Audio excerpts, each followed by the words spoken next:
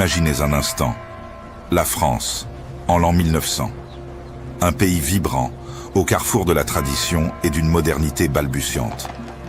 Les rues de Paris sont un tourbillon d'innovation, de calèches côtoyant les premières automobiles, les réverbères à gaz éclairant des boulevards haussmanniens majestueux. C'est l'aube d'un nouveau siècle, porteur de promesses et de bouleversements. Pourtant, derrière cette façade de progrès se cache une réalité plus sombre, plus fragile, celle de la vie quotidienne face à la maladie. Aujourd'hui, nous prenons une simple grippe pour acquise, un désagrément de quelques jours. Mais en 1900, auriez-vous survécu à une simple grippe? La réponse est loin d'être évidente, et c'est cette incertitude qui nous plonge au cœur d'une époque fascinante, où la médecine, telle que nous la connaissons, était en pleine gestation. Le Paris de la Belle Époque, avec ses expositions universelles et ses cabarets, était aussi une ville où l'hygiène publique laissait souvent à désirer. Les eaux usées s'écoulaient dans les égouts, mais la compréhension des liens entre salubrité et santé était encore en construction. C'est dans ce contexte que des géants comme Louis Pasteur et Robert Koch ont commencé à dévoiler les mystères invisibles qui régissaient la vie et la mort. Leurs théories microbiennes, révolutionnaires, ont bouleversé des siècles de croyances, passant de la médecine empirique, basée sur l'observation et la tradition, aux prémices d'une médecine scientifique, cherchant à comprendre les causes profondes des maladies. Fini le temps où les miasmes étaient les seuls coupables. Désormais, les microbes étaient identifiés, et avec eux, l'espoir de les combattre. Pourtant, malgré ces avancées théoriques, la réalité sur le terrain restait brutale.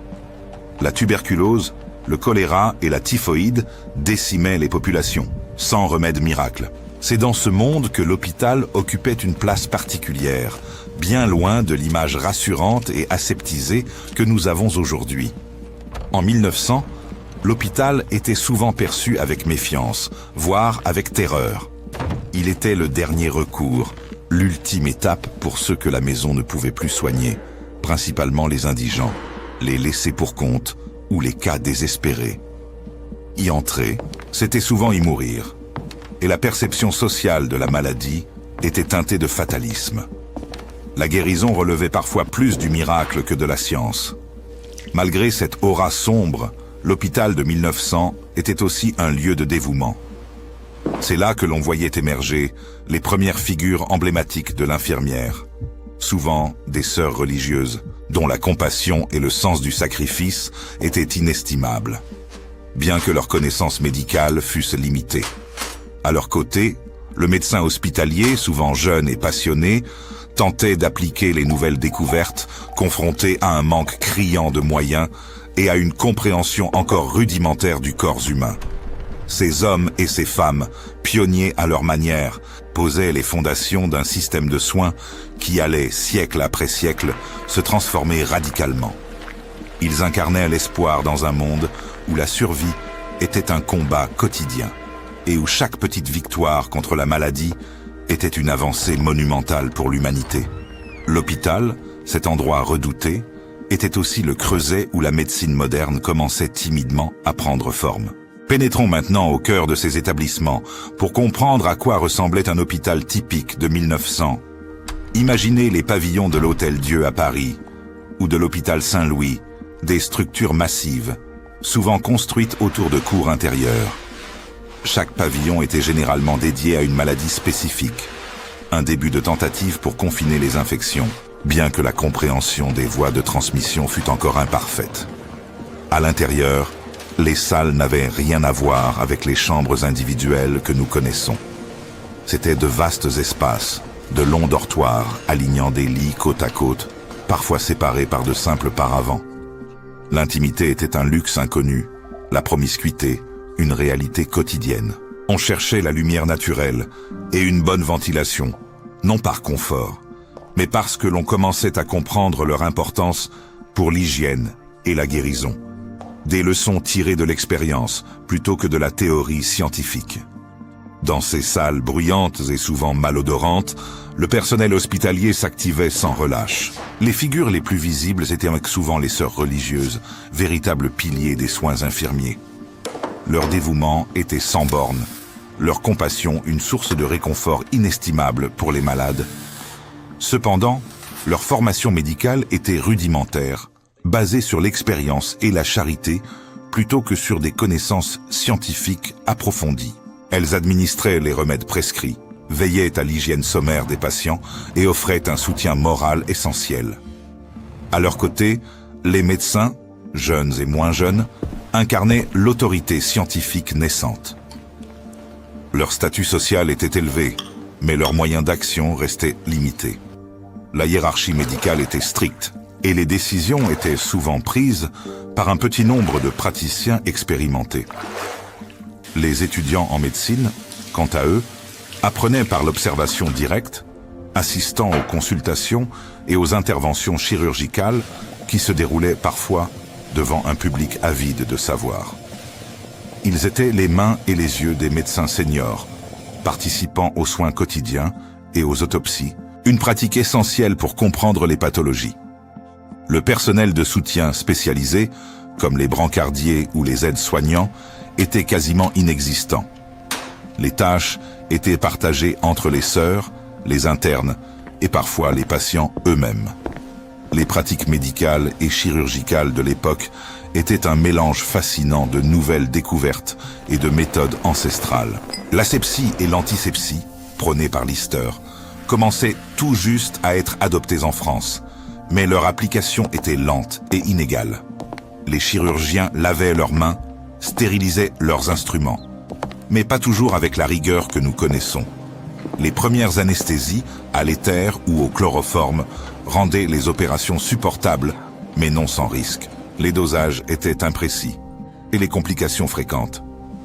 Les interventions chirurgicales étaient souvent un spectacle, un théâtre de l'horreur pour certains, une leçon de vie pour les étudiants, avec des dangers omniprésents liés à l'infection et au choc opératoire. Quant au traitement, le répertoire était maigre. Les médicaments efficaces étaient rares. On recourait encore fréquemment aux saignées, aux purges, aux cataplasmes, des méthodes héritées de la médecine ancienne, dont l'efficacité était souvent douteuse. L'importance de l'alimentation et du repos était cependant reconnue comme des thérapies fondamentales, un bon apport nutritif et le calme étant considérés comme des facteurs clés de la convalescence. La vie quotidienne des patients à l'hôpital était rude. Le régime alimentaire était souvent frugal, peu varié, visant plus à la subsistance qu'à la nutrition thérapeutique. Les visites des familles étaient rares, encadrées, des moments précieux et souvent chargés d'émotions, car chaque adieu pouvait être le dernier. La religion et la spiritualité jouaient un rôle prépondérant face à la mort omniprésente. Les prêtres et les aumôniers étaient des figures familières, offrant consolation et espoir. Les odeurs, mélange de désinfectants, de maladies et de corps, les bruits constants des souffrances et des activités, créaient une atmosphère générale de gravité, où la vie et la mort se côtoyaient sans cesse. C'était un monde où la résilience était une vertu, et où chaque jour passé était une petite victoire. Pourtant, au-delà de cette dureté, 1900 fut aussi une période de défis immenses pour la santé publique, mais également de progrès fondamentaux qui allaient transformer notre approche des maladies. La lutte contre la mortalité infantile, fléau dévastateur, et les épidémies récurrentes figuraient en tête des préoccupations. C'est à cette époque que les débuts de la vaccination, inspirés par Pasteur, et de la sérothérapie, ouvrirent des perspectives inouïes pour combattre des maladies autrefois incurables. La prise de conscience de l'importance cruciale de l'hygiène personnelle et collective commença à s'ancrer dans les esprits, menant aux premières campagnes de prévention. L'eau potable, l'assainissement, la propreté des villes devinrent des enjeux majeurs, posant les jalons de nos systèmes de santé publics modernes. Parallèlement, les innovations techniques et scientifiques se multipliaient à un rythme effréné.